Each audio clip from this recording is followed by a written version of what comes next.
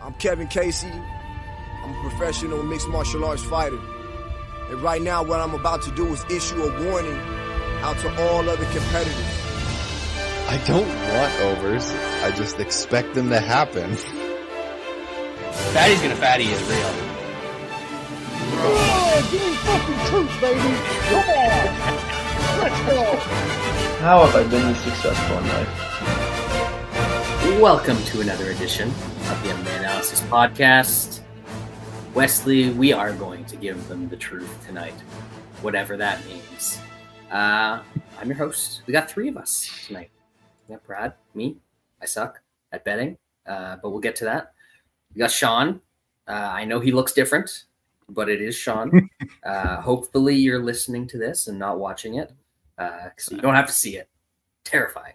Sean, how are you? I'm very cold. My face is missing a couple pounds of hair. Yeah. Is it a couple pounds?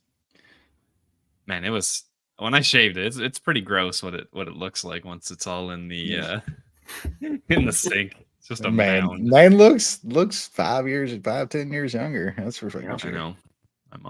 My mom's like, oh my god, baby face, and I'm like, yeah, I'm not happy about this. It's about summertime. You're going to need to do that in a few years when the kid wears on you a little bit more. Yep. Yeah, I mean, it's not fun, trust me, because I grow mine out and the kid is literally, it's handles. Straight up. It's fucking handles, bro. Wesley, how are you doing? We're recovering.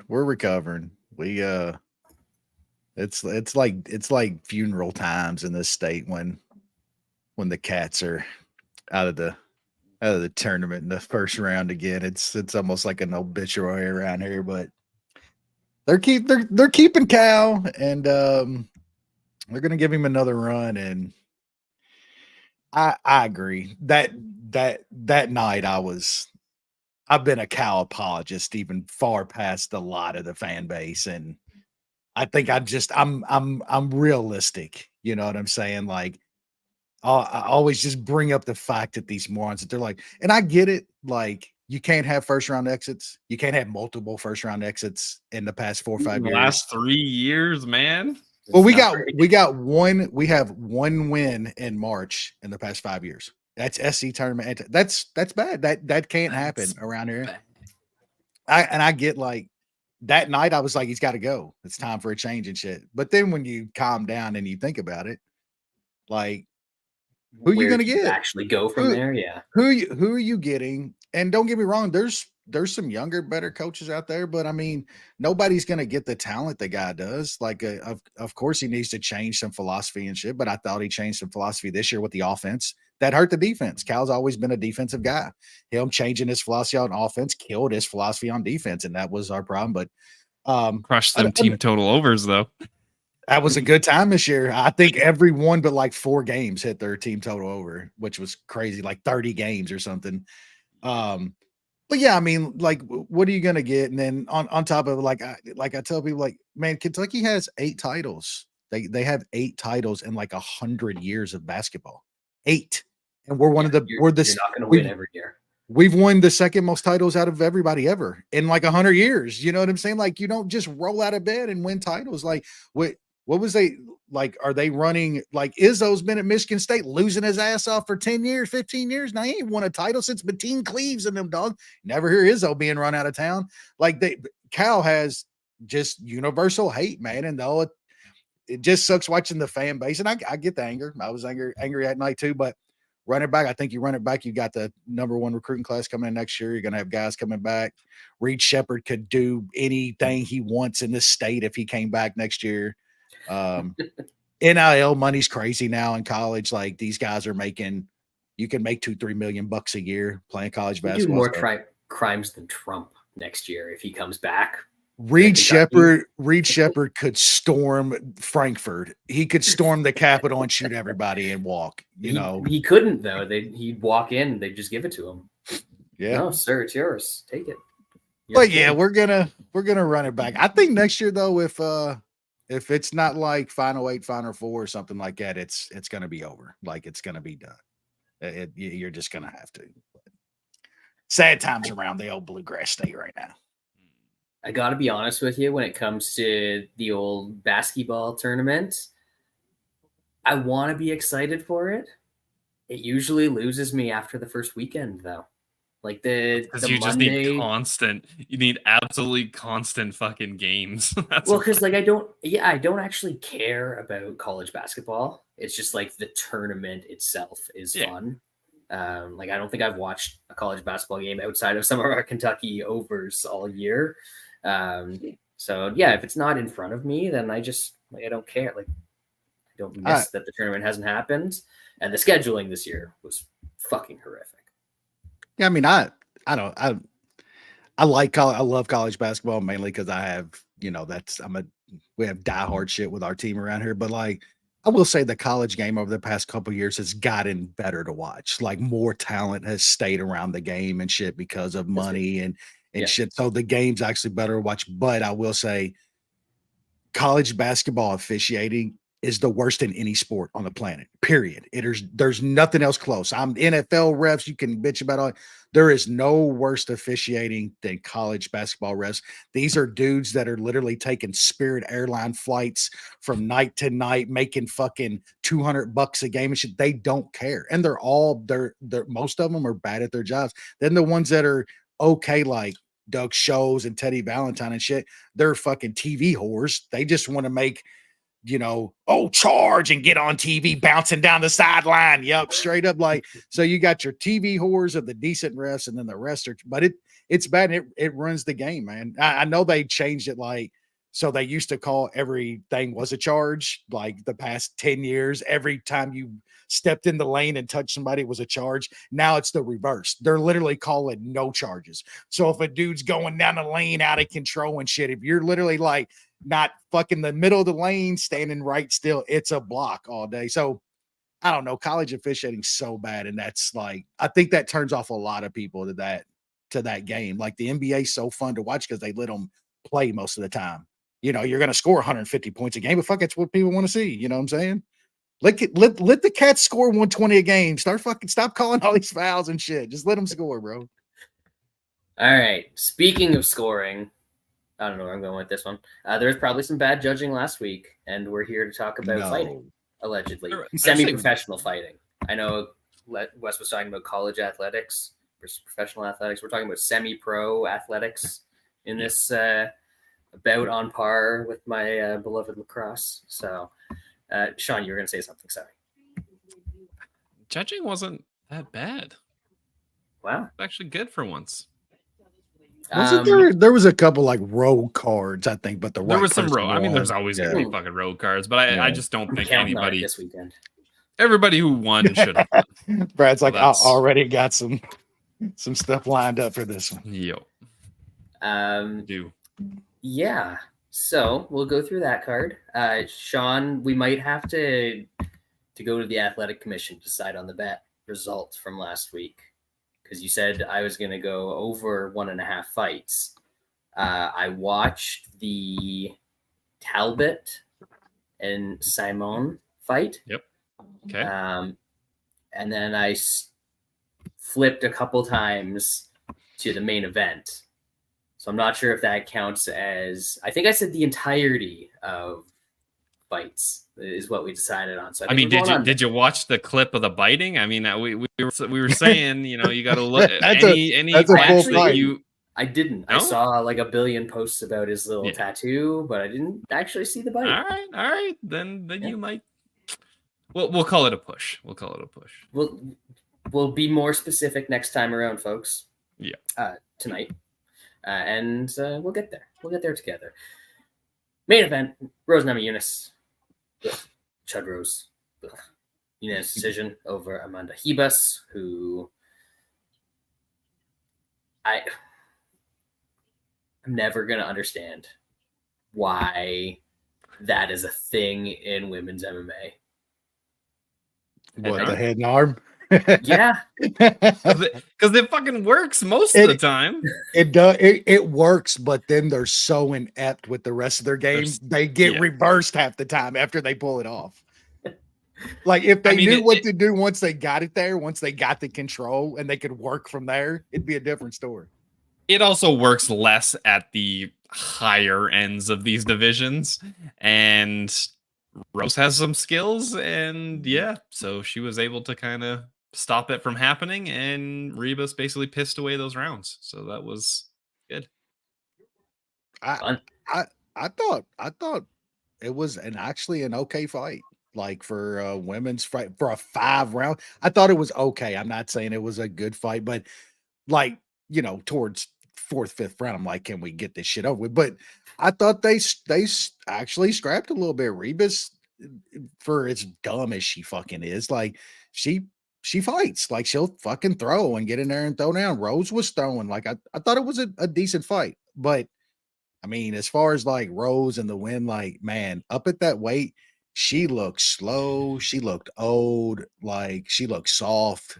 Looked like she didn't really She's want to definitely fight. too old for Pat Barry. I'll tell you that much. Mm. Well, I mean, our boy Steve was, what was his line Saturday night? Something about Pat Barry training on the playground and shit, or so that's a move Pat Barry taught on the playground. I think I was like, man, Steve was on fire Saturday. He had some good tweets, but yeah, I mean, nobody gives a what the fuck was this? What was this 5-round main event? Like, what did this do for anybody? Like, nobody gave a shit about this fight. It meant nothing. The people. Yeah. The people holding on to Rebus though, like, can we like, goddamn, coming in that fight, it was still the belief that she's this idiot, not good. She's got to fight at 115. I think they both do. They both should be at I 115. mean, they both do, but yeah. Co-main event, Carl Williams. It ended up going the 15. Against Justin Tafa. We'll circle back to that. Edmund, round 1, Edmund takes out AJ Dobson. I did see the clip of the finish of this fight. He punched him a lot, and it didn't go well. Watched this entire one. Peyton Talbot knocked out Cameron Simon early into the 2nd round after beating the shit out of him for the entire 1st round, too. Yusuf Zalal, 2nd round, rear naked choke over Billy Q. Did not see that one coming. Consensus loser for us, Sean. No bueno. And sad. Wrapping up the main card, Fernando Padilla with the 1st round sub over Luis Pajuelo. Yeah. Whatever you want to say on any of those, but like, quick. Nobody cares. Yeah, nobody cares. Carl Williams is still not good, and he couldn't finish anything. So at some point, somebody's going to crack him, because heavyweight, you need to be able to finish fights because there's so much volatility. Shabazian got cracked and almost lost before he cracked the other guy and won. So we are back to normal Shabazian. He's still a liability. Peyton Talbot seems pretty good, especially for how young he is. Obviously, we were pretty wrong on Billy Q. All the money that came in on the law was obviously smart, and whether that's for whether there was an injury or a sickness or Zalal, they just thought Zalal was good. Whatever it was good money. I'll take that L. Billy Q did not look like himself. But he is fun. He might get hit a bit, but he's got some offense. Yeah, Carl Williams is a fucking bum. I don't know how he keeps winning fights, but we'll take that. Heavyweights. Top of like a turtle on his back, just watching the clock go down. He clocked Williams multiple times in that fight, though. Carl Williams was flailing across the cage whenever Tapa landed. Like, somebody's gonna dead that guy. Shabazian just still the chin's gone. There is no, it ain't even gone. It's like it's never been. Like, that dude gets touched and he's hurt bad. I don't know how he won that fight because he was like hurt badly. I think Talbot's okay, but can we like people are losing it? They're already losing it. The Saman has literally had the life and death beat out of him multiple times in the UFC already. He's like 22 years old and been beat up badly a couple times. People are already crowning this guy already. Like he beat up Cameron fucking Saman, dog. Can we chill out? And then Billy Q, man, I don't think it was an injury, but that dude looked like sick or something. He looked completely out of it. He looked like he was never in that fight. I don't know what it was. That wasn't the normal Billy Q. So whatever somebody knew, it was absolutely right because that did not look like the same guy to me. I don't know how good Zalal has gotten. He looked really good in that fight. Maybe he did turn a corner and shit, and he's gotten that much better, but something was off with Billy Q. Somebody knew something, and they were right. Money was right. I heard that Carl Williams was once trying to give a speech, but he couldn't finish a. Oh, is Padilla good? Is Padilla good at 145? Like, is that? No, fun. I'm not sure if he's good. He's probably way too tall. Yeah. Main card or prelims. Yeah. Trey Ogden decision over Kurt Holobaugh. Juicy J round 1 sub on Ricardo Ramos, the Gili. Miles Jones decision over Cody Gibson. Running some errands. Decision over Steve Wynn and Daria. Unanimous decision over Monster Rat 2.0. Probably the only thing we'll talk about here, but the Andre Lima DQ for biting. I suppose it's the Igor Severino DQ for biting. And Mick Parkin, unanimous decision over Mo Usman. I will give you 30 seconds for the entire prelim, Sean. I know I can't limit less to that because Ramos is a bit of a quitter. He had some success and just fucking he's all done. Cody Gibson is bad. Man, we've seen fighters do a lot of stupid shit. There's usually like some sort of angle to what they're doing. I don't understand the biting. You kick somebody in the head, you're fucking angry and you want to hurt him. It's illegal, whatever. You knee him in the head when he's on the ground. You're pissed off. You're trying to land a shot. You bite somebody. What the hell is that going to do?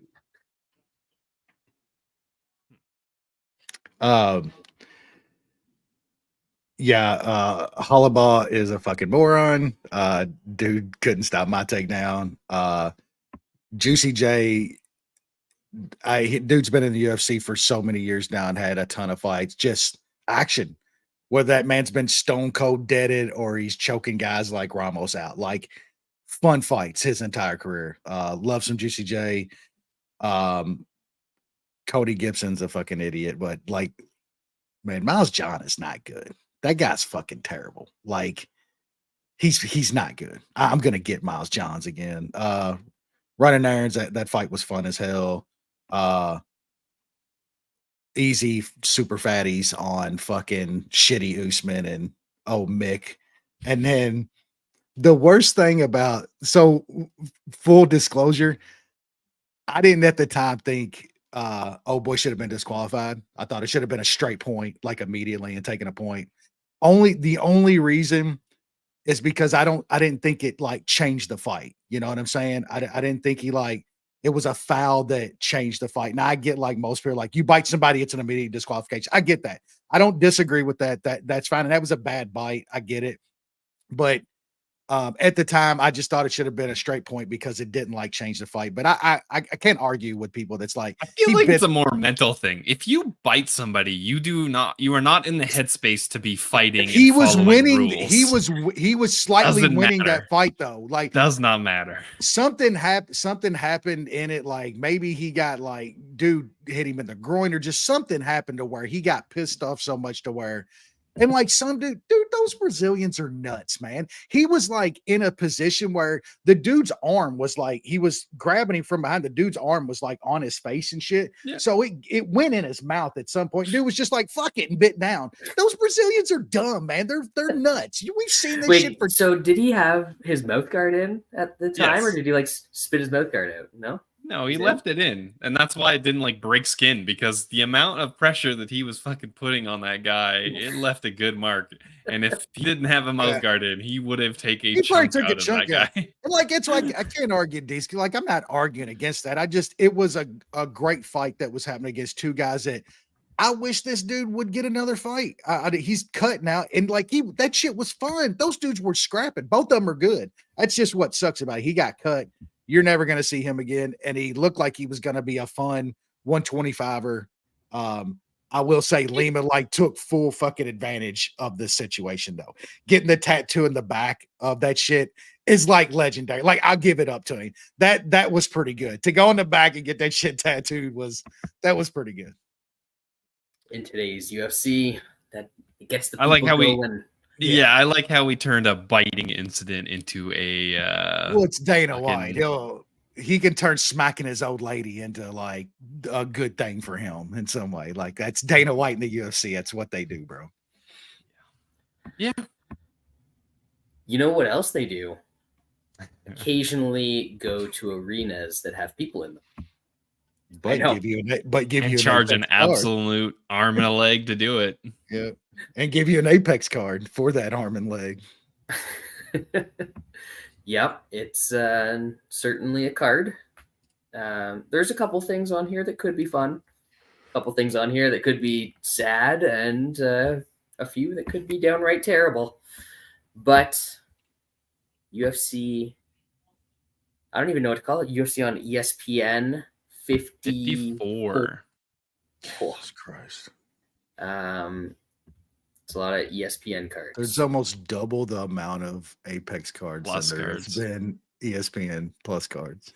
Do That's you nuts, bro. remember when like you had to basically put on a title fight or like an extremely high level fight to get on Fox in the beginning or ESPN in the beginning? And now He was getting like Cain Number one Velasquez and contender stuff. fights in good weight classes.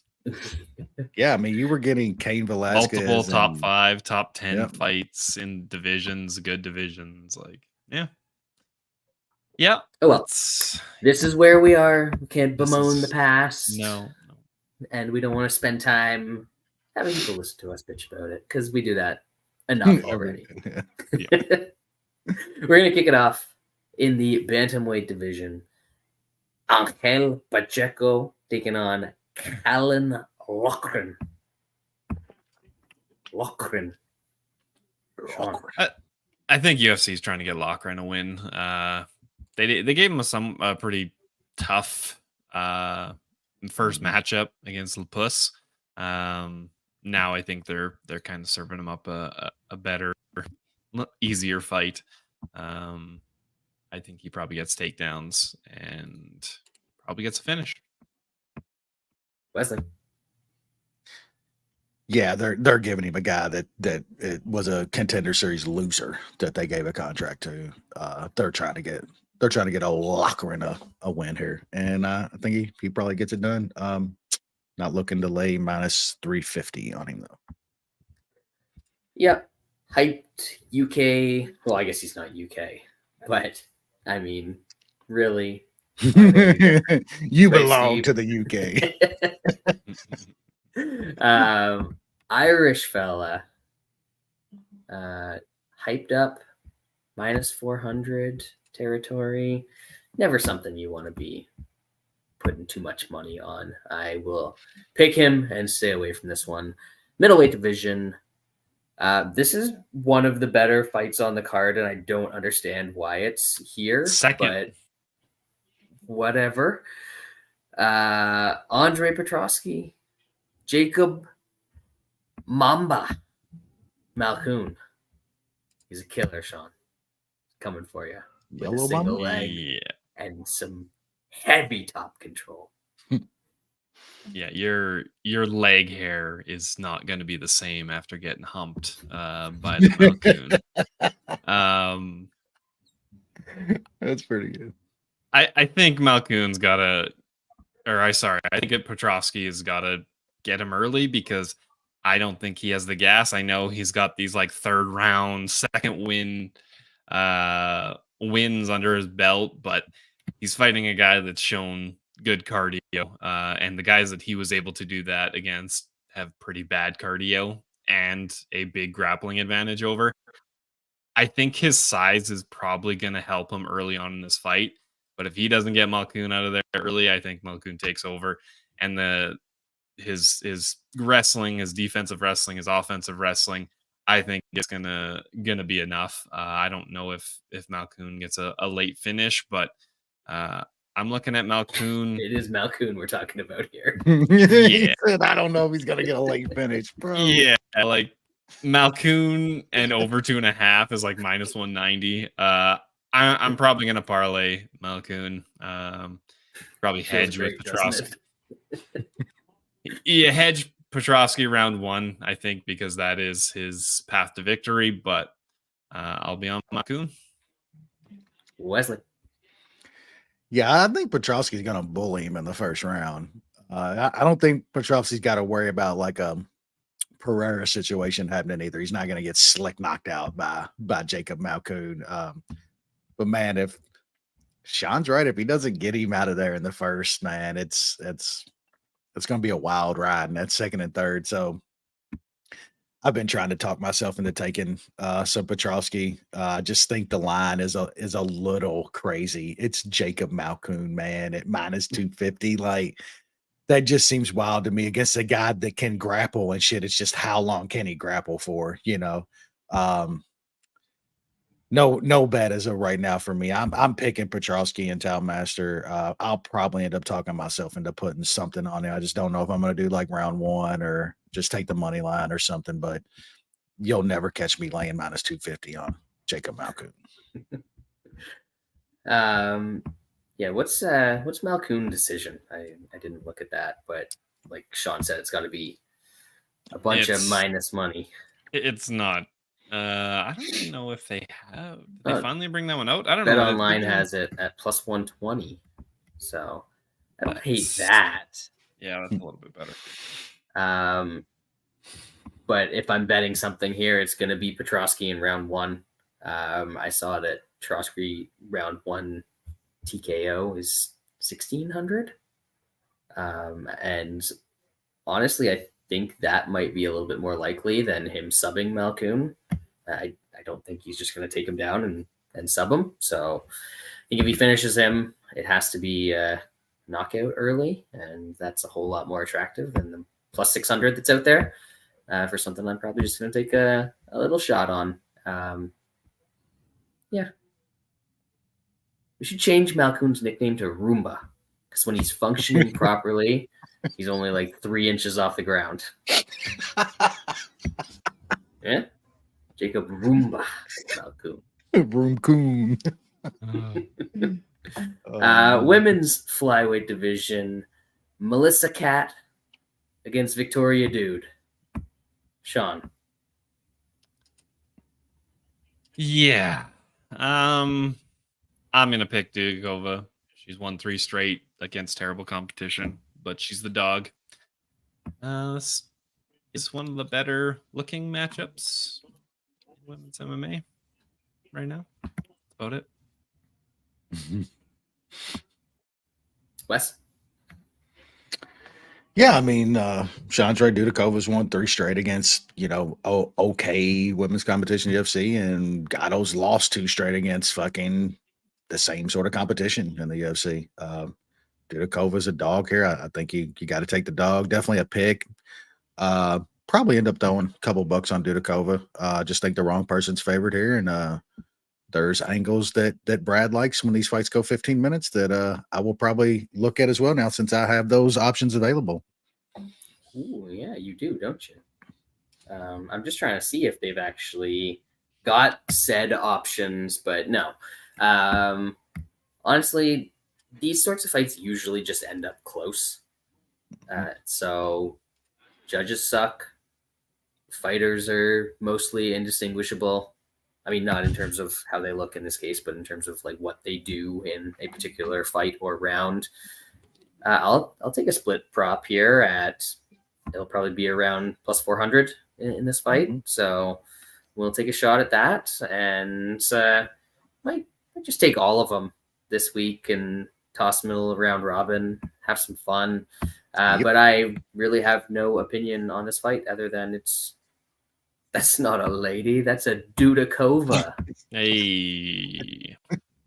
Is she the dog? So she'll be the Toutmaster pick here? Yes, Right. sir. All right. Light heavyweight division. Ibu Aslan. That man looks like he's on the Az Yams. Yeah. The Turkish Yams, if it's my flag knowledge is correct. And no better man to take out your yam hammer in on than the Pleasure Man. He's back, baby. Hey, when you leave the people happy, they ask you to come back.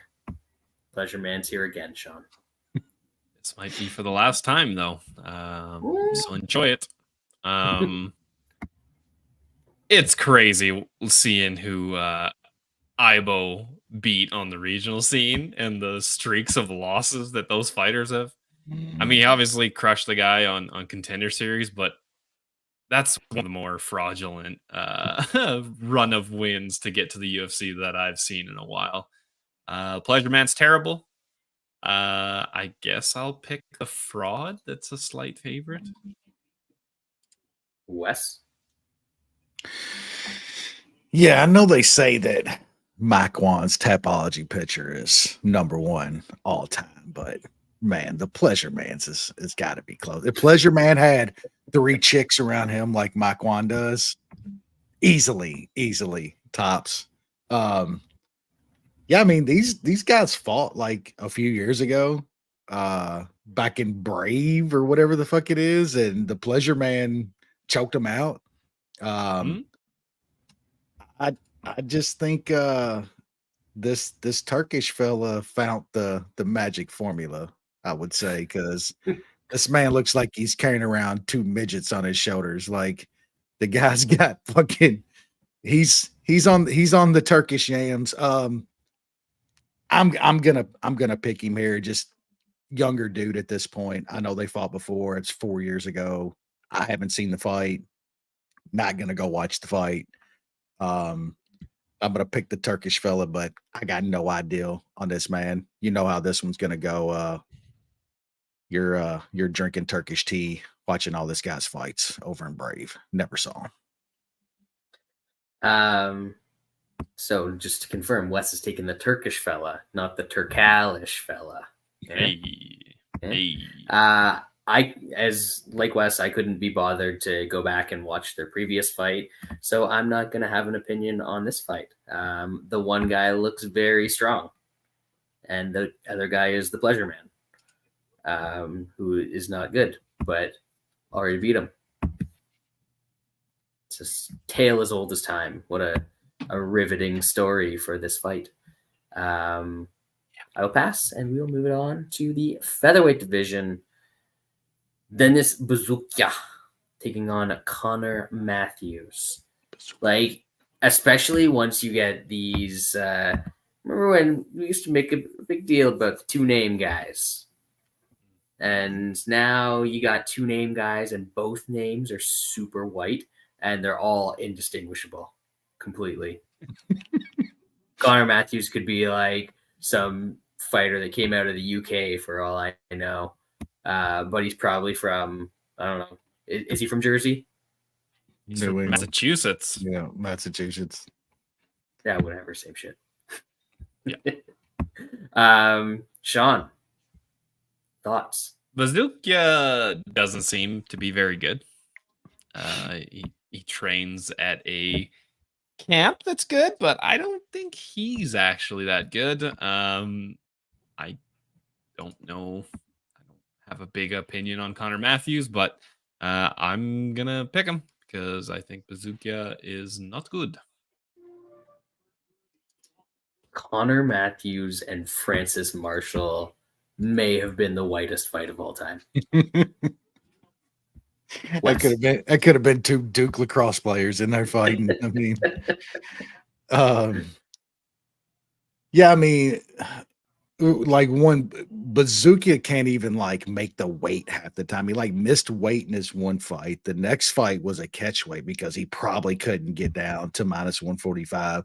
So that dude's killing himself to make the weight. I'm like Sean. I don't think he's very good. I think he's got that hype to where he trains with a bunch of great guys at a known gym, but he's just not that dude. And like Connor Matthews lost to Francis Marshall on the on the Contender Series, which like Francis Marshall ended up not being like what people thought he was. He's got a couple losses in the UFC now against some okay competition. I mean, Matthews did what he's supposed to do in his past two fights, and he looked decent. I think it's a decent matchup for him. I think his pressure and shit's going to be a little bit for Bazooka.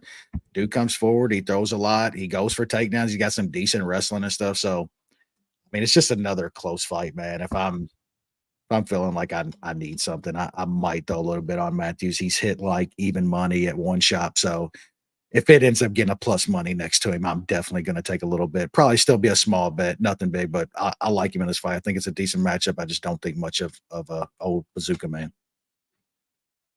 Yeah, I remember like back when I actually used to pay attention to MMA and consume some other media stuff. Used to listen to the Anik and Florian podcast every once in a while. And Ray Longo would always be on there, and he would be talking about how he was trying to get Dennis Bazooka into the UFC. And then I saw him on Contender Series, and I was like, really? Like that guy? Why? And then he kept doing it like a couple more episodes, and eventually he got back into the UFC. I was really like, that guy? Again? Why? He just doesn't seem like he belongs in the UFC even today. So I guess Connor Matthews, I'm not betting that at all. Yeah, fun. Next one. It's gonna be a fun fight. That'll be a fun fight. Dudes will probably get punched. Okay. Featherweight division again. Julio Arce taking on Herbert Burns. Taking money like there's no tomorrow, Sean. What do the people know about Herbert Burns that we do not? He's gonna have a wheelchair this time, Cage said. I'm not quite sure. I mean, it's not like the line has tightened up that much. It is obviously got shorter, minus 600 to now minus 400, but it's not that big of a difference when it comes to win percentages. But Julio Arce is, I think we all thought he was going to be better than what he ended up being. He's alternated wins and losses going back like 8 fights or so. This dude beat Dan Ige in his UFC debut.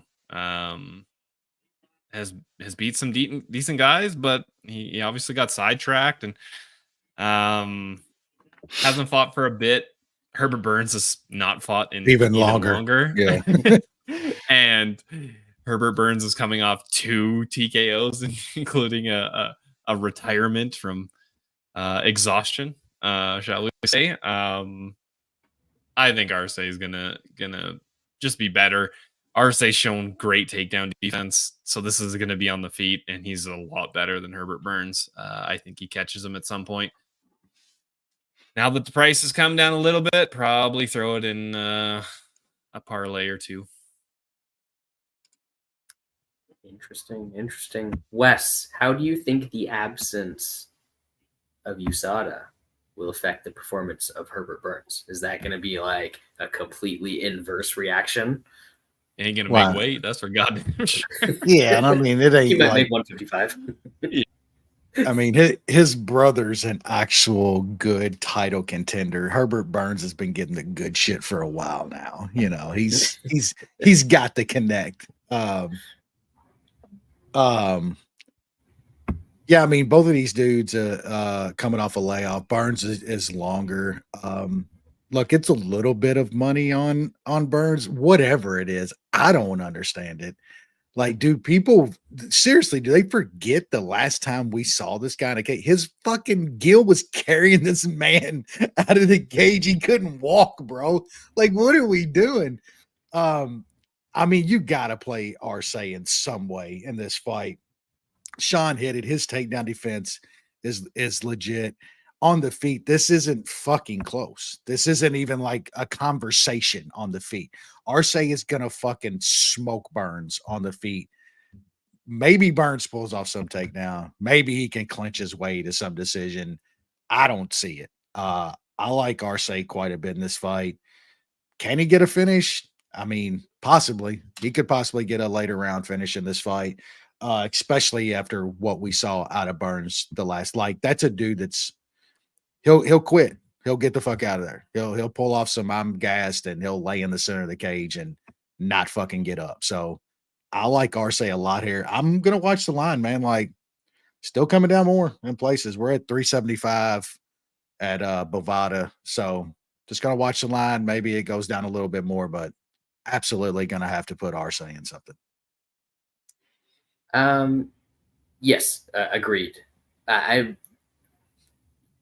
find it strange that, well, maybe not strange because we know that Burns is a quitter. But man, this is set at 1.5. 1.5.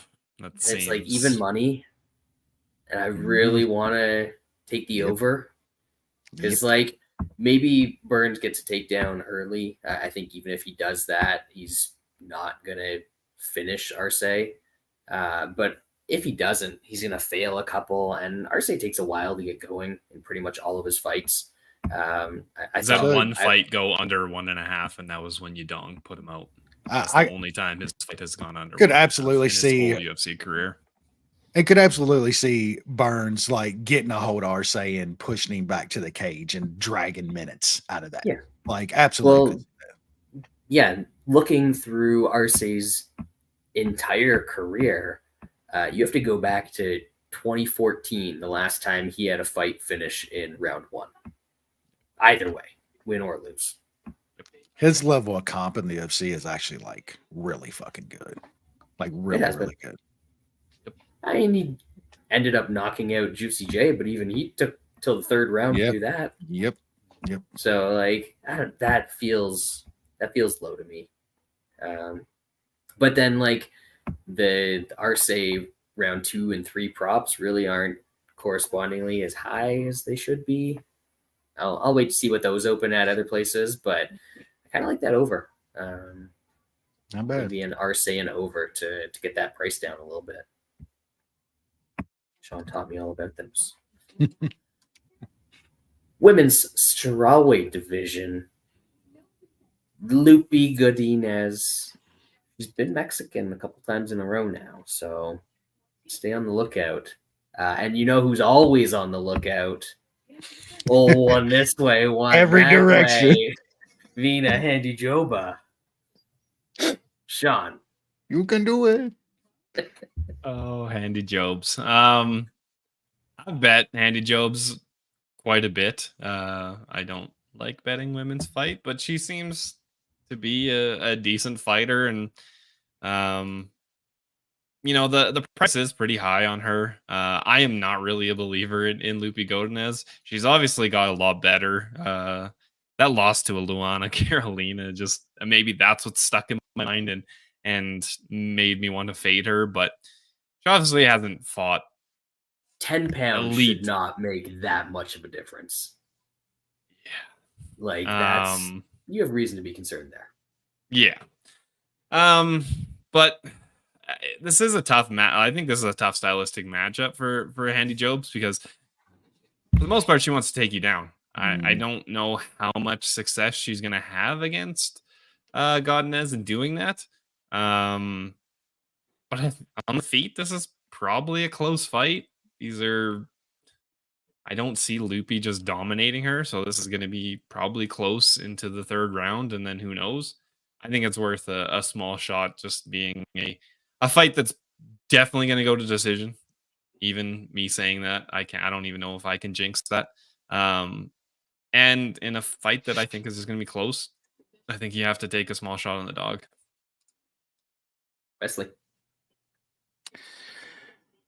Yeah, I mean, Lupe's she gets hyped up. Like, I mean, if you go back and look, like the Carolina loss, you know, she beat Loma. That was a tight fight. Lost to Angela Hill. Calvillo had her in bad spots. That was a split decision win. Like, I could have went either way there. Ricci was like she's not. I just don't get the hype. And like Sean's right, like, oh, Handy Job's gonna want to try to get takedowns there, and Lupe's a decent wrestler and stuff, but she's been on the mat too. Like, she's not like some like shark on the mat to where you're not getting her down or you're not scrambling and reversing position on her and shit. And man, oh, Handy fucking she can roll, man. She's got fucking great jujitsu. On the feet, I think it's closer than what people are thinking. So like, I don't know, man. At this kind of price, I'm not a big Lupe fan. I've never been sold on her. Made a shit ton off of Angela Hill against her. I just think at this price, it's worth a small shot. And I think this is another fight to where that split decision prop, you can probably get a really good price out of just betting the split decision this fight, because it's going to be a really close decision, coin flip at the bell. And then I think Handy Job's decision is around plus 300 or something like that too. I don't think that's a bad spot either. I think either way in this fight, either person you pick to win this fight or bet, you should probably look at by decision and get you some better numbers. Yeah, you don't even need to break down Lupe fights anymore. She's always like a minus 200 to 300 favorite. She's always in a super close fight. It's usually like it's always going to go to decision unless she's fighting somebody truly horrific, and it's going to be a close decision. It's not a complicated thing. We've seen it, I don't know, probably 10 times in the UFC by almost now. Every fight. Yep. Like, it's the same story every fight. And this one is against somebody who is tough, is going to come forward, is going to grapple you, is going to win the grappling exchanges, even if you're a better wrestler. Yeah, I think it's close. I don't love getting them, but I love betting them. Some Handy Jobas. Yeah, we're probably going to play that decision prop, and definitely going to toss in the split once we get the price on that. Hopefully, again, 400 range, maybe 350. We will see. Final prelim, featherweight division one more time. Nate the Train Landwehr taking on Jamal Emmers. Sean, do we continue to hate the favorites? Yes. Probably bad. This is going to be great. For the most part, if you get Landwehr out of there early, good on you. It's happened. It's happened against some. Obviously, the Herbert Burns one is brutal. That flying knee, and Rosa, the flying knee. Those are not great. Unless you're elite and if you knock him out in the first, there you go. If you're elite, you're gonna beat him. Other than that, man, this guy puts on an absolute pace, has good offensive wrestling. He's gonna test the fuck out of you. I don't think Emmers is gonna just slick knock him out early. And Landwehr's pace and just overall game plan is gonna just be able to wear him out. And I think eventually just kind of either takes him out in the third or he's going to win the second and third. So I'm taking a shot on Nate Landwehr. Wesley. I mean, you know, after that crazy flying knee, like it happened to him a couple times early, but like in between, like he goes 15 with Elkins in an absolute insane fight. He chokes out fucking Klein. He beats fucking Onama. Chokes out fucking Lingo. The most insane fight. And then goes 15 with fucking Dan Ige. Like Ige fucked him up, beat his ass, but like he stayed in there with Dan Ige. Like, man, like it's not a bad run, man. Like the knees mixed in, of course, are fucking dumb knockouts that happen with the style that Landwehr fights. Like, is Jamal Emmers hitting some flying knee on Nate Landwehr in the first round and knocking him out? Like, if not, I think Emmers is in trouble. It's like Sean hit it. Fucking, he's gonna test your fucking shit, man. Landwehr's that guy that you say you want your money on. He's gonna come forward. He's got cardio. He's gonna fucking put a pace on a guy. Like he's the dude that's gonna get the close split decisions most of the time because he's gonna have the output. He's gonna have the forward pace.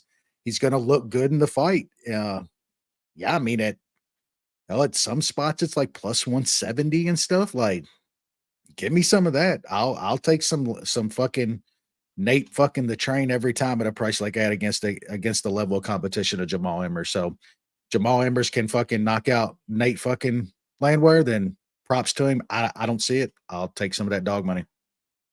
Nate fucking a train. Where'd that come from? Nate fucking on the train. So Jamal Emmers, 0 career knockouts by knee. All of his knockouts have come. One was retirement, doesn't count. All the rest of them, punches. Number of times Nate Landwehr has been knocked out by punches, 0. Can't beat this kind of analysis, folks. And that's why he's not going to get knocked out by punches. So he's going to either maybe get a late stoppage, more likely win a decision. But we'll take Nate to keep on chugging along, put the pace on him, and get us a W here. Main card. Landwehr decision. Welterweight division. Landwehr decision 450, you say? Not bad. Yeah. We'll see. Sorry to cut you off there. No, you're good. Welterweight division. Rice McKee taking on Chitty Bang Bang Njokuani. Sean. So Njokuani is dropping down to 170. I guess we'll see how that goes. He's obviously been fighting at 85 for at least a while. I don't know if he ever fought lower than 85. Yeah, he used to fight weights. Yeah, but it's been a long time. So that'll be interesting to see how that weight cut goes. I'm a bit surprised by the money coming in on McKee. Chitty, for the most part, he's going to lose if you can grapple him. I don't think McKee's going to grapple him, so this is going to be a fun stand-up fight, and I think Chitty's got more power. He is getting older. That is a bit of a concern, and he is going down in weight. So there are some flags, but I think stand-up wise, I think he's better than Reese McKee. So I'll probably be betting him small. Wesley. Yeah, they're betting no fucking Reese McKee like they know some, or they've seen tape that the rest of the world hasn't, because well, they saw that Jim Wallhead. But did they watch him against Ange, who just pretty much quit in his last fight? Like, I mean, I think Sean hit it. This is going to be 2 fucking long rangy fucking kickboxers kickboxing. And I know whose power and chin I trust the most, and that's Chitty's. And I think that's how the fight's going to go. I don't get the line move. Reese McKee is fucking horrible. Like, I mean, I know he got smoked a couple times and then went back over to Cage Warriors and is just beating up guys like old Jimmy Wallhead and shit, and got another shot and then loses the fucking Ange Lusa. Like, what are we doing? And he's getting fucking money on him like this. If I'm wrong, I'm wrong, man. Give me some Chitty at this price. I'm gonna keep watching. It's down to minus 140 now. I already had him in a parlay. I'm just gonna watch the line. If it goes down a little more, I'm gonna add more straight. Like Chitty in the spot. Yeah, I don't know if maybe Reese McKee is a different human than he was the last time he was in the UFC. I don't think so. And if he's not, then don't see how this is a great fight for him. The worst thing that's going to happen to Chitty with the weight is that he's going to be like, oh, fuck, I'm way too big for 170 and come in at like 174. Yep.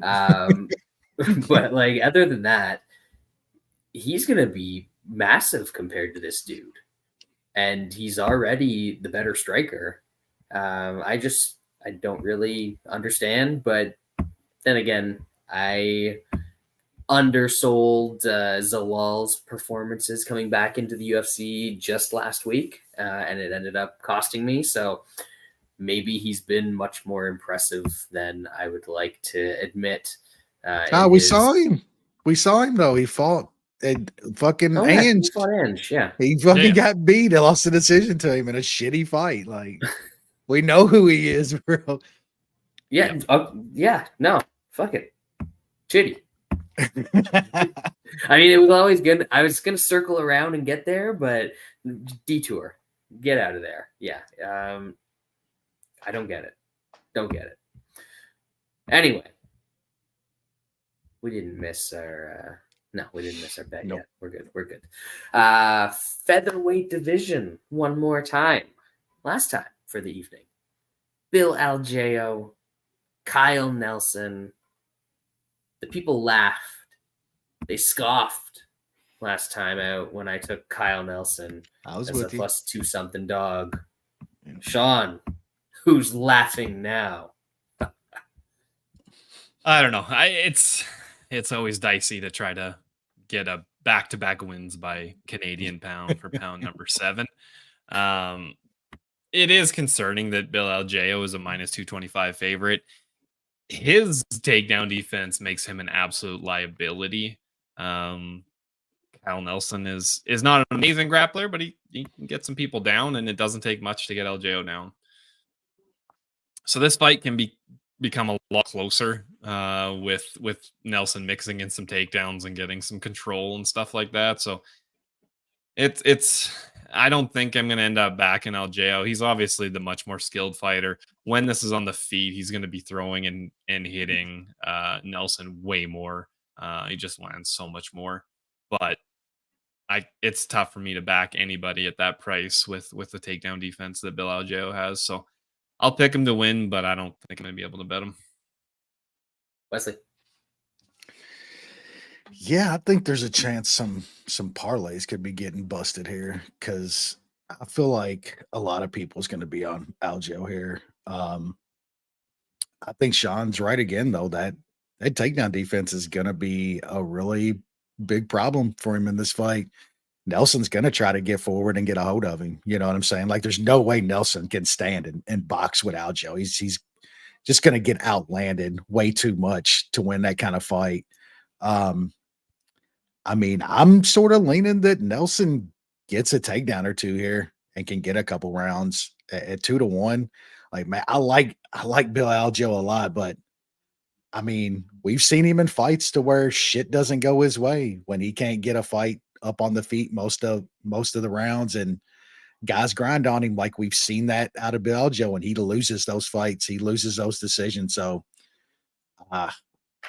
it's probably going to be a small bet on Kyle Nelson for me here. And I was looking at Nelson by decision too, is around +350.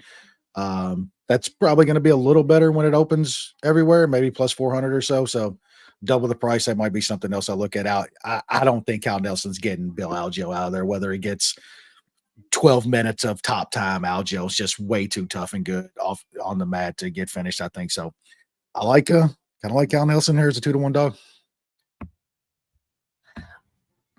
I'm not sure that I can get all the way there. I wish I could. Like, Algeo has the perfect style, just constantly underperform. And especially when you're a -2 whatever favorite he is in this fight, that's a dangerous thing to bet on. So I'm not betting Bill Algeo. But Nelson is faded so many times in the past in fights. It's just that Algeo has that like special combination of super tough, so you're not going to get him out of there. Can't wrestle, so you can control him whatever you want to. he doesn't have big power. So he's not like that massive knockout threat late in a fight to really get it back. So it's just, man, I can't back a guy like that, but I think he should turn this on in the back half of the fight and probably win a decision, if not a late stoppage. Nelson's been stopped late a couple times before, but yeah, no, I'm not touching Bill Algeo at minus 250, say 225, 230. No. Anyway, middleweight division. Nursultan Ruzaboev taking on Cedric Dumbass. Sean. We backed Dumbass last time out as a consensus bet, and that was absolutely fucking painful.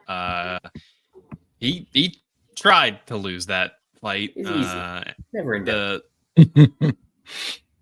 The Bagman's brother was just much worse at just handing over a win. Yeah, we let you pick your own dude. Ruzaboev seems like he has big power. What else is he? I don't know. Dumbass is just it's tough for me to have any money on a guy with that kind of fight IQ. There's lots of question marks for Ruzaboev, but I know what Dumbass is, and it's not smart. So I'll probably pick Ruzaboev. I don't really want to have any money on anything that's going on in this fight. Wesley, what sort of janitorial equipment or supply best describes Dumbass's fight IQ? I mean, is he? I don't even know if he's the bucket. He's got to be the mop water, right? Like it is not. It is not fucking good.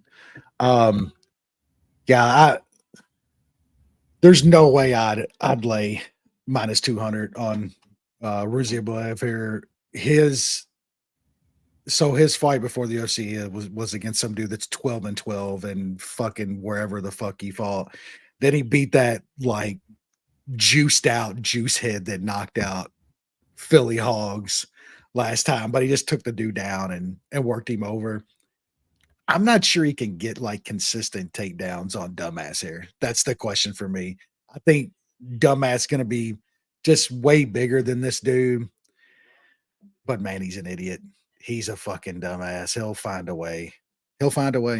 I'm probably gonna pass. I'm gonna pick the old Dumas and Top Master, but man, good luck if you're laying minus 200 on this dude here off of whatever he was fighting before he got to the UFC, because it's a fucking, you want to talk about, it's one of those padded fucking records. So yeah, I don't know on this one. Total pass. At the same time as being padded, there's also some like pretty bad looking losses on there as well. So not ideal. Boris Moroshenko, is that like, yeah, there's some the Boris Moroshenko. I thought that was one of Russia's biggest soup festivals. No? He said a fucking soup festival. Yeah, I don't know about the Nur Sultan. I do know about Dumbass, and yeah, he is indeed that. Fewer names are more apt. This is a pass for me. It's probably something where like I should bet Dumbass just for the hilarity of having a bet on that dude again after what he did to us last time. But I think I'll probably just pass. This is the spot to where Petrovsky Malcolm should be. Like, what are these two bums doing? Like, I don't get it. I don't fucking get it, bro. Who knows? Speaking of two bums, Chris Weidman's got two bum knees. Hey, nailed it. But he's going on another title run, baby. Weidman title season again. Man, so I still think I could be champ. Like I started laughing. Like, You want to talk about Can't delusional say that shit athlete. with a straight face, man. Like, God. I mean, he's almost demented enough that they could let him run for president, right? I mean, Does he meet the bar? No. Anyway, he is taking on Bruno Silva in a fight that can only be described as why. It's fair. Is it possible that Weidman can get a takedown or two? I guess it's possible. I think his body's going to fall apart at some point, whether that's from Silva kicking him or punching him or him just rolling an ankle as he steps around the octagon. He's just an absolute ghost. Bruno Silva has obviously got to throw more strikes than he did last time out. That was very frustrating. If he throws, I think he wins. Him inside is minus 140. Him by TKO is minus 120. I think you got to look that way at this point in Chris Weidman's career. If you're getting close to even money fading him to get finished, it's probably not a bad bet. Honestly, a testament to Brad Tavares and his lack of finishing ability that he did not get Chris Weidman out of there in 2023. Especially considering Weidman couldn't get a single takedown on him, and he still couldn't get Weidman out of there. Literally, there was definitely some people with the under 2.5 that are like, "Are you fucking kidding me?" I mean, taking an under 2.5 in a Brad Tavares fight, but you probably should have got it on that one. And Tavares was just like, I mean, he was kicking him in his like fucking reconstructive leg over and over, still couldn't stop fucking Chris Weidman. Yeah. Yeah, it's crazy, man. Like Weidman's got like, what is it? One win in like the past 5.5 years over Omarion, and was in deep in that fight. Deep against Omarion, and that's it. 5.5 years, man. Broken leg, like. In that last fight against Tavares, man, like that thing looked mangled again. Like it looked like it was on the verge of fucking going. It didn't look good coming in. Yeah. I mean, it's never gonna look. It ain't Alex Smith level mangled, but it's fucking mangled. Like it thing's bad. And man, Tavares kicked it a few times early, and like he was hurt from like the get go. Like Weidman was like limping around the entire fight off a couple leg kicks just to start. I'm with Sean. Like I already got Bruno in a parlay with Chitty and Arce 3-teamer. Big bet on that.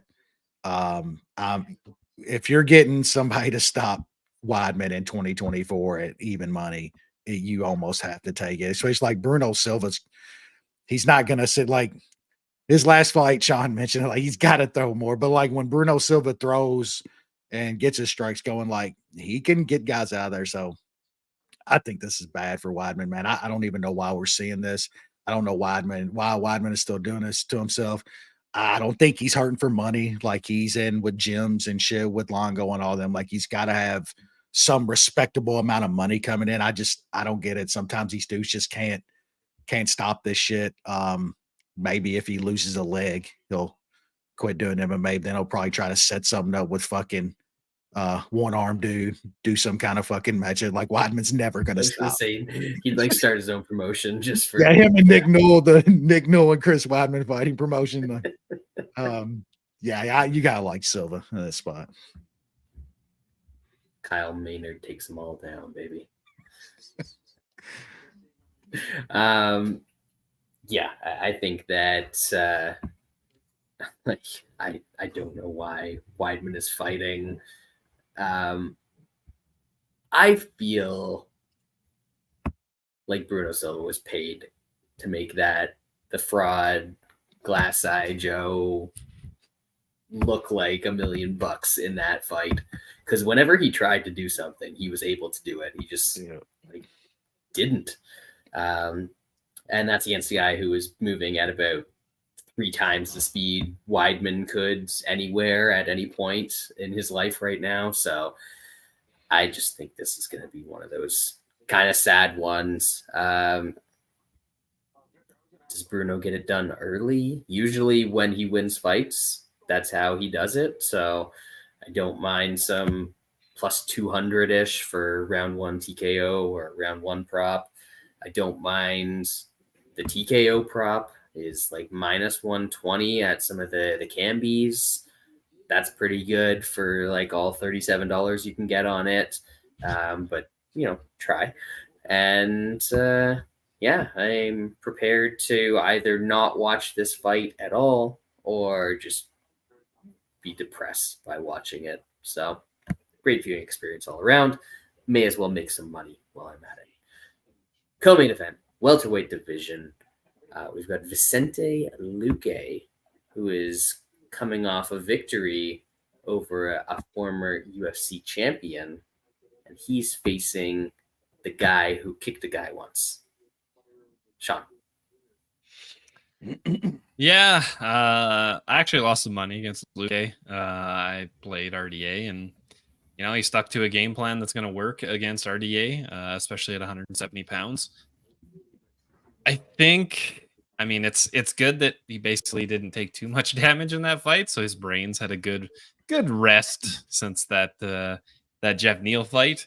Because Buckley does throw hard, but I just don't think he throws enough. I think Luque, trying to take him down, getting him down, and that's if he does that, and then he mixes in the striking on the feet. Like I think Buckley's going to get frustrated. There's going to be a decent skill gap.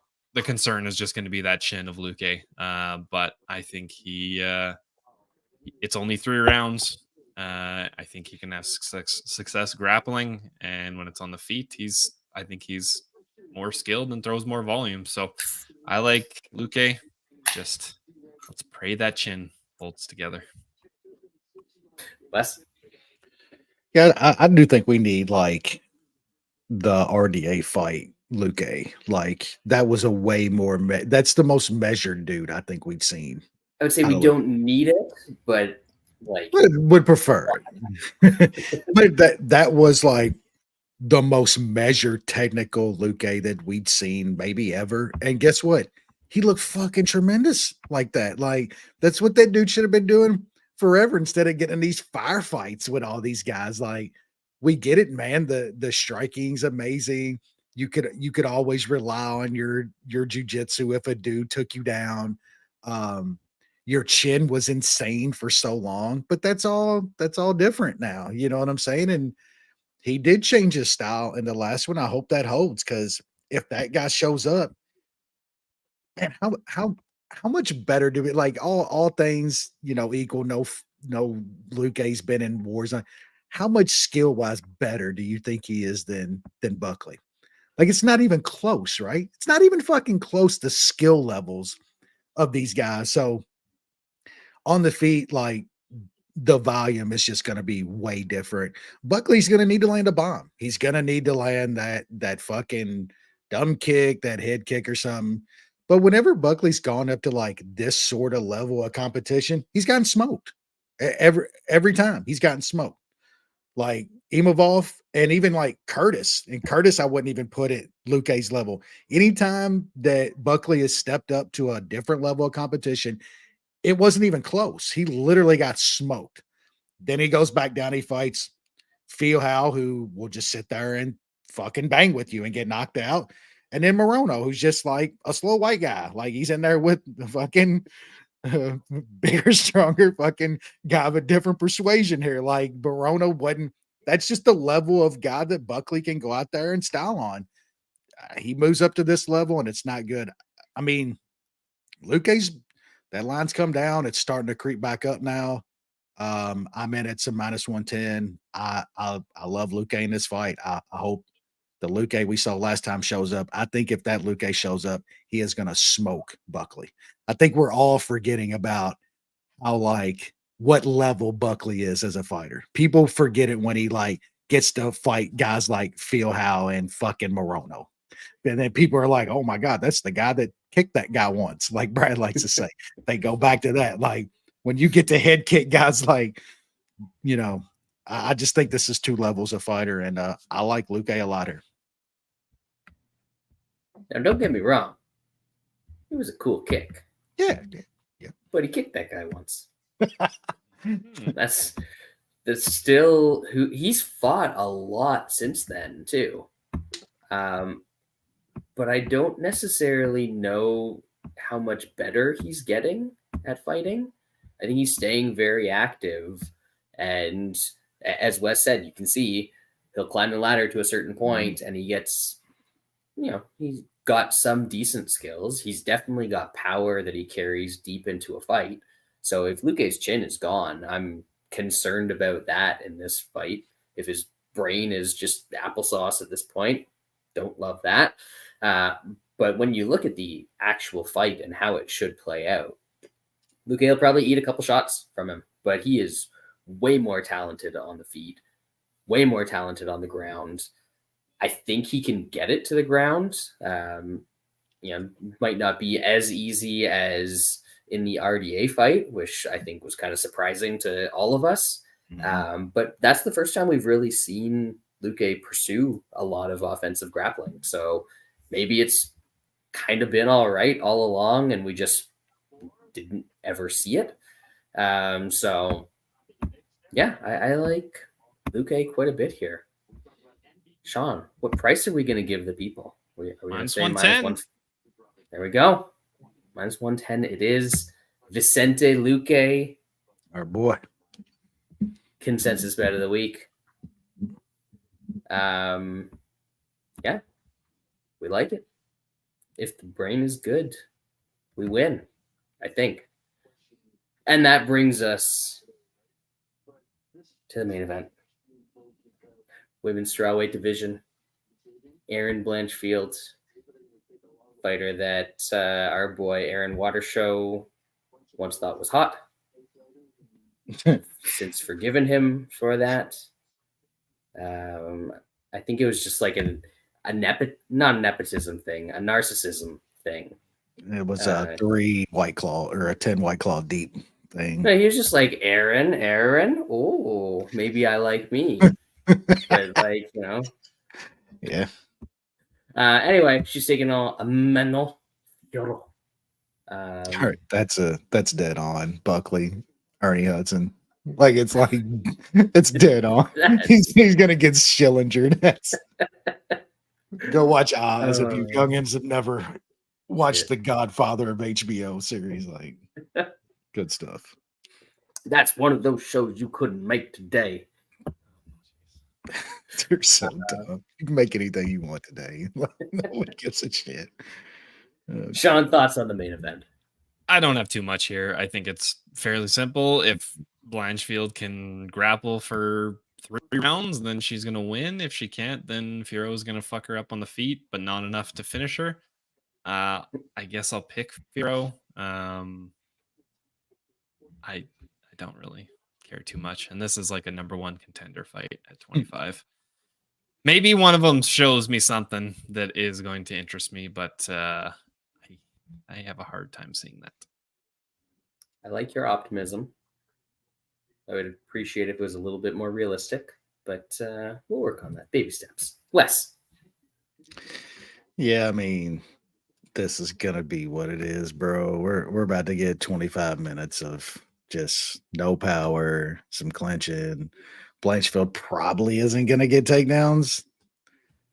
And I think it's just going to be a close kind of shitty boxing, kickboxing, grinding on the cage, 2-3 minutes at a time, and just be an overall shitty fight. I think in a fight like that, in a women's fight, you take the dog and you look at that split decision, because I think these cards could be all over the place at the end of this fight.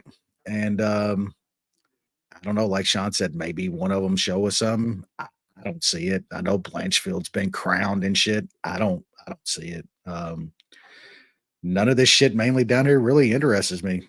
They're just what's there in women's MMA at this point. That there is no Amanda Nunes or Chris Cyborg or just somebody that, like, gets the people going. There's just none of it, man. There's nothing close. So this being like some number one contenders fight is just fucking insane and kind of shows you where the state of women's MMA is overall. Like Kayla Harrison and Holly Holm is not riding in the same this shit. So like whatever. Yeah, I'll pick old Man on Fire. Not sure what Man on Fire's decision is. I would think that's got to be an okay pro. He was the best I saw. 290, maybe a little. I'm gonna sprinkle that split decision prop and pick Man on Fire and Top Master, but man, we're back-to-back women's 25-minute main events is blasphemy. Like they wonder why guys like us shit on this stuff. And I know people probably get tired of hearing all of the negativity and but like this is what they're serving you.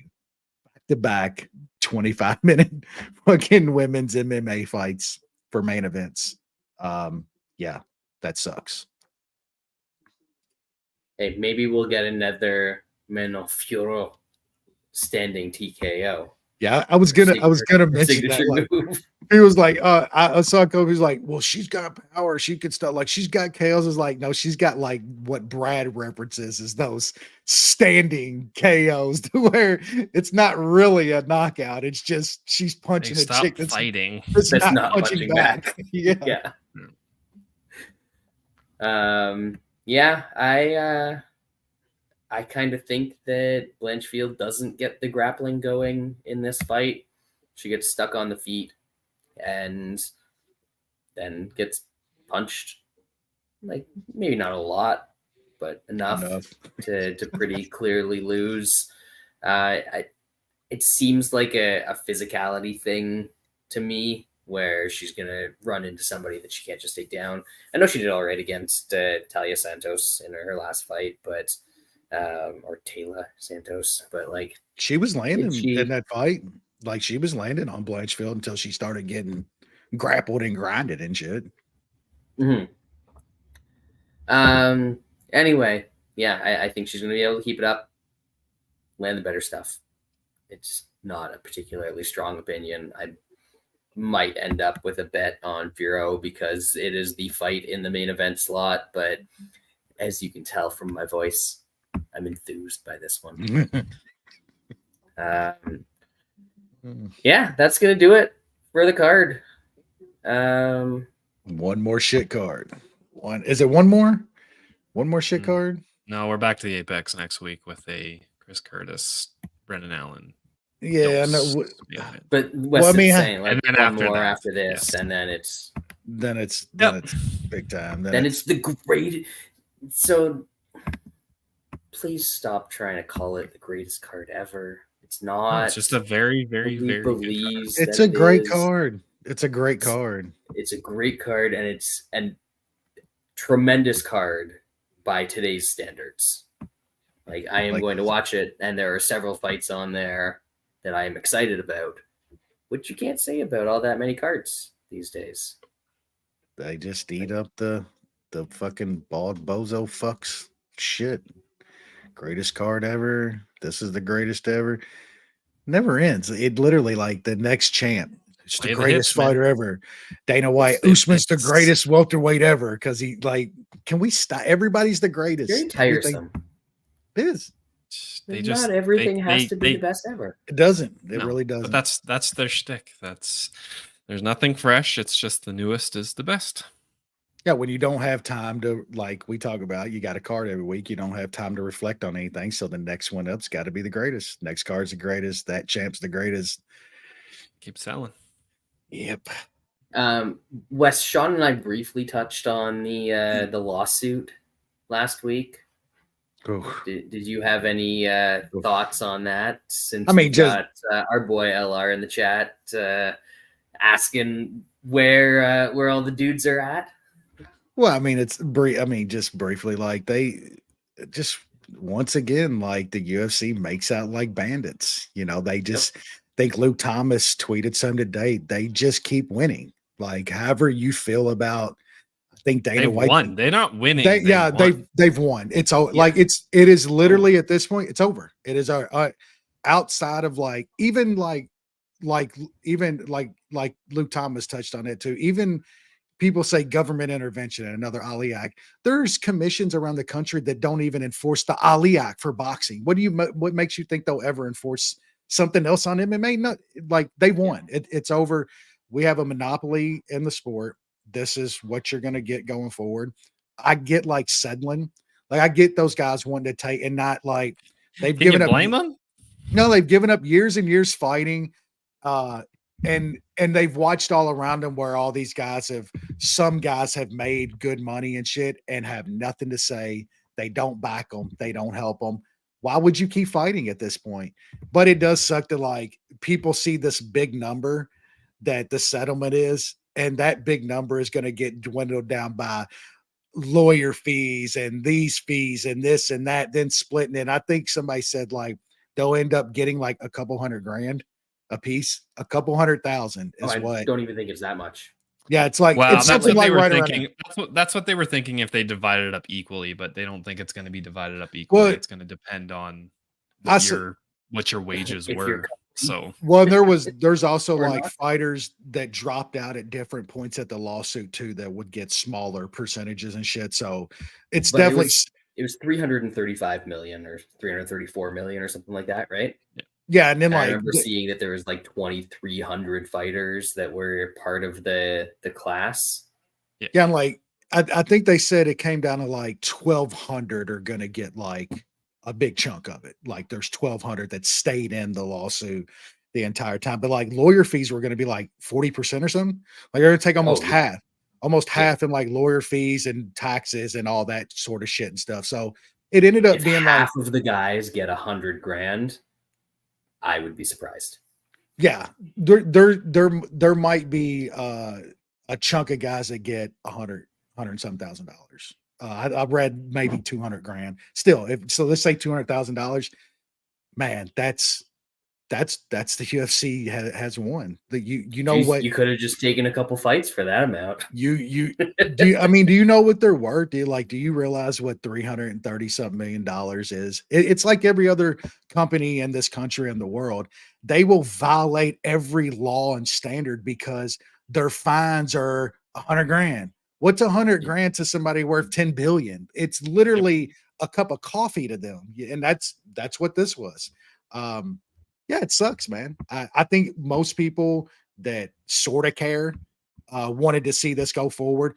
We all wanted to see Discovery on Dana White and Endeavor and shit. Everybody wanted to see Discovery. What came out already was wild. Like the shit they were talking about, the Diaz's and shit when they were trying to roll them over and just little things that already came out were like, you want to talk about which is what we knew was happening. Yeah, we already knew that was happening, and it doesn't matter because they don't care. It doesn't. There's matter. So many. There's so many bootlickers that are just gonna like the worker practices that they did would like violate so many federal laws on their own, and people are really like, well, they can go get a different job. Like, what is wrong with you motherfuckers, man? Like, these guys fucking fight for a living. Like, the owners are making billions. What's giving these guys say fucking $100,000 a fight?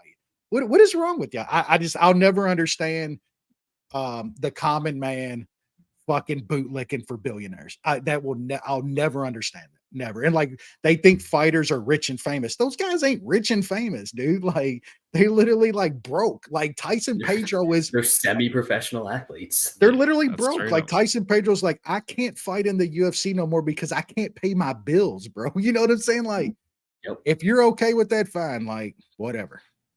What are you gonna do? Bootlick some more, dog.